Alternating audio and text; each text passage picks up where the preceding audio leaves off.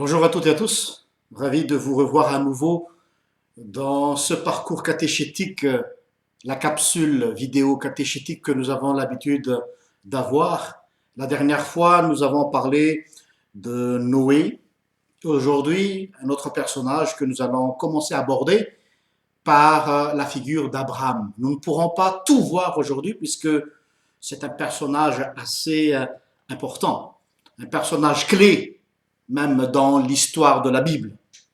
Mais aussi, comme vous le savez, c'est un personnage tellement tiraillé par les trois religions monothéistes, l'islam, le judaïsme et le christianisme. Donc, ce qui implique que nous ne pouvons pas passer juste à côté de ce personnage qui est, on va dire, un personnage clé dans l'histoire de la Bible. Je ne vais pas vous raconter toute l'histoire d'Abraham. Vous avez la Bible, vous avez Google, vous avez tous les outils nécessaires pour voir un peu qui est-il. Mais l'objectif de notre capsule vidéo catéchétique, c'est de souligner et de relever quelques points que je pense importants dans la vie de cet homme qui pourraient nous mener à une réflexion de la vie. Puisque dans cette capsule catéchétique, le but, c'est d'avoir des réflexions de spiritualité dans notre orientation de vie tous les jours. Dès qu'on parle de cet individu, Abraham, nous penserons tout de suite, nous faisons tout de suite le lien à l'alliance que Dieu avait établie avec lui et toute sa descendance. Très important. Cette dimension familiale que Dieu a mis dans cette alliance. L'alliance que Dieu a fait ne se limitait pas qu'à Abraham, elle se répand jusqu'à sa descendance. Et ce qui est encore très important, cette loyauté de Dieu, même Abraham est devenu poussière, cette alliance tient toujours. Et nous pouvons le confirmer jusqu'à nos jours. Donc, quand on parle d'alliance, ici, la qualité, c'est là que je veux en venir, la qualité de l'alliance que Dieu avait envers Abraham. Il ne s'agit pas du tout de la loyauté d'Abraham, parce que très souvent les gens font tout de suite un raccourci. Abraham, c'est quelqu'un qui était loyal, qui était fidèle à Dieu. Non, c'est plutôt l'inverse. La qualité, la loyauté de Dieu envers Abraham, malgré ses faiblesses, malgré ses dérives, malgré ses limites. Très souvent, on martèle qu'Abraham avait la foi. Oui, peut-être, mais pas de façon constante. Ça, il faut l'accepter. On l'a fait, on a construit une image d'un super héros autour de cet individu. Mais ce n'est qu'un homme comme tout n'importe qui, comme monsieur tout le monde, comme tout être humain sur terre, comme toi, comme moi.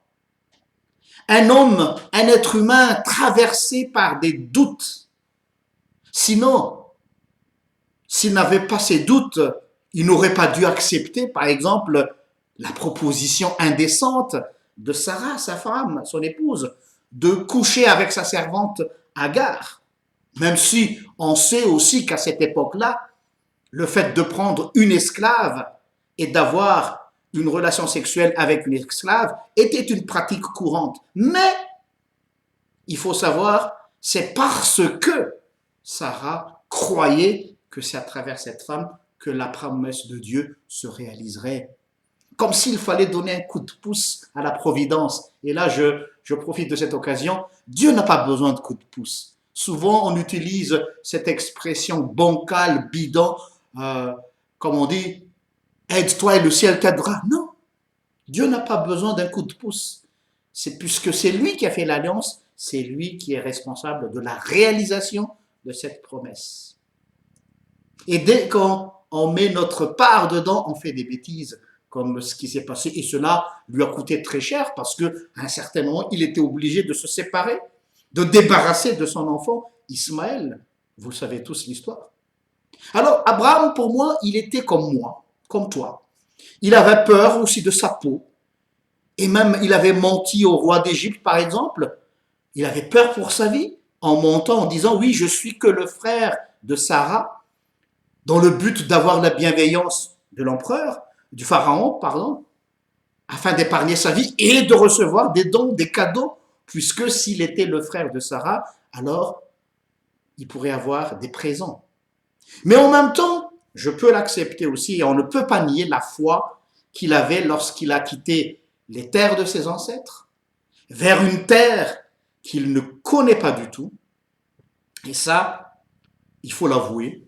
Aujourd'hui, cette action d'Abraham, peut-être à la lumière, à la lecture des gens d'aujourd'hui, de notre époque moderne, ne serait pas du tout interprétée par une certaine catégorie de personnes qui se diraient qu'Abraham n'a pas fait un acte de foi, mais il avait juste un esprit d'aventure. Est-ce que c'était juste un esprit d'aventure? Tout quitter, parce qu'il a quitté les terres de ses ancêtres, tout quitter pour la quête d'une nouvelle vie. Parce que ça devient à la mode aujourd'hui, ça devient tendance. Et il fut un certain temps, tous les jeunes plaquaient tout et allaient en Australie pour refaire une nouvelle vie. Est-ce que c'est dans cette optique-là qu'Abraham avait tout quitté? Combien aujourd'hui des personnes qui sont fatiguées de leur cadre professionnel cherchent par exemple un sens à leur vie et quittent tout. Et je dis ici, quand j'ai dit il quitte tout, même sa vie, pour reconstruire une nouvelle vie. Est-ce qu'on peut lire l'histoire d'Abraham en parallèle avec ce genre de choses qui se passent dans la société? Est-ce que c'est la même chose? Je ne pense pas que c'est la même chose. Non. Abraham, lui, il était bien là où il était. Il ne se cherchait pas. Parce qu'il était bien écrit dans le livre de la Genèse, chapitre 11, il est dit qu'Abraham était riche et avait beaucoup de troupeaux. Ça veut dire qu'il a réussi dans la vie. Il avait tout. C'est pas quelqu'un qui se cherche. C'est pas quelqu'un qui se construit. Il a été au sommet de sa vie. Ce qui veut dire qu'il a réussi sa vie et non comme un jeune qui veut partir loin pour essayer de réussir quelque part ou comme quelqu'un qui veut refaire une vie. Parce que dans ce genre de projet, très souvent, la personne part toute seule ou en couple ou au maximum avec ses enfants, mais très souvent il part tout seul. Mais ici, Abraham est parti et a quitté les terres de ses ancêtres avec toute sa tribu. Donc, ce n'est pas juste sur un coup de tête, c'est une responsabilité assez lourde. Autre chose, ceux qui décident de tout plaquer, par exemple, c'est qu'avant de le faire, moi je suis sûr et certain, ils ont fait des études de risque, de probabilité, voir les moyens, etc. Et après avoir tout planifié, tout calculé, ce n'est que là qu'ils partent. Mais Abraham, lui, ce n'était pas le cas.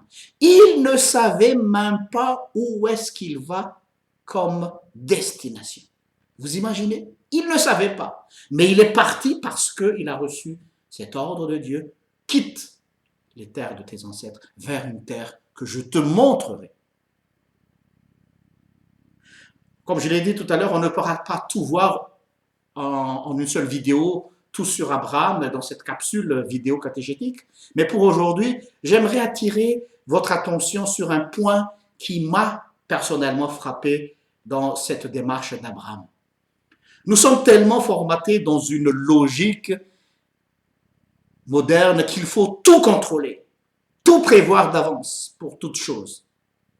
Mais ce qu'on remarque après dans le monde, plus l'être humain voulait tout contrôler, plus des choses lui échappent.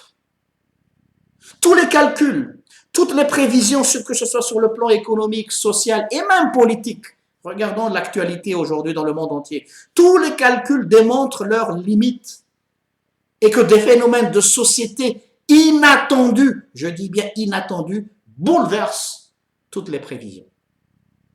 Alors là, c'est un peu l'humour de Dieu qui fait un contre-pied sur notre soi-disant intelligence. Et ce n'est pas pour rien, je crois, si le Christ nous a appris à prier « Donne-nous aujourd'hui notre pain de ce jour ». Tout est dans cette prière. Le pain de ce jour, ce n'est pas juste la nourriture ni les vêtements, mais tout ce qu'on a besoin dans une vie. Dieu nous apprend à vivre le jour le jour. Est-ce que la Bible nous pousserait-elle à devenir des insouciants? Non, je ne crois pas, c'est pas ça. Mais elle est plus que réaliste. La Bible, elle est réaliste. Elle voit la réalité des choses en face. Que malgré toutes les prévisions que nous faisons pour l'avenir, une chose est sûre, tout peut arriver. Tout peut basculer dans tous les sens. Et on le voit autour de nous. C'est pourquoi, chers amis, Jésus nous donne un conseil très précieux, et je dis même un conseil très sage. Dans l'évangile, il dit, ne vous inquiétez pas donc du lendemain, car le lendemain aura soin de lui-même. À chaque jour suffit sa peine. Amen.